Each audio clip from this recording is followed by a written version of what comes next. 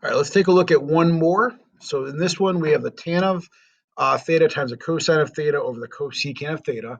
Just as a little hot tip, write everything in terms of sine and cosine. So when you're doing these problems, if you get confused on what to do, start manipulating everything into sine and cosine.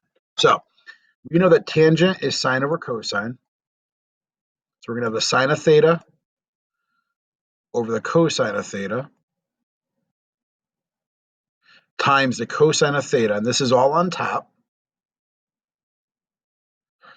over, we're going to leave it as the cosecant of theta right now. I know I just said to write everything as sine and cosine, but you'll see why it makes sense to just wait one step to do that. Okay, we see these cancel each other, which means we're left with the sine of theta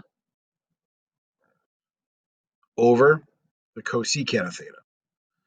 What's the cosecant? Okay, the cosecant of theta as its identity is the same thing as 1 over sine theta. So we can rewrite this as sine of theta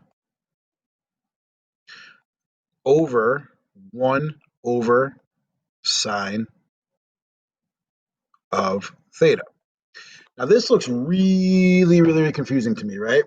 But we need to remember that if we have a over b over c over d, we can rewrite that as a over b times d over c.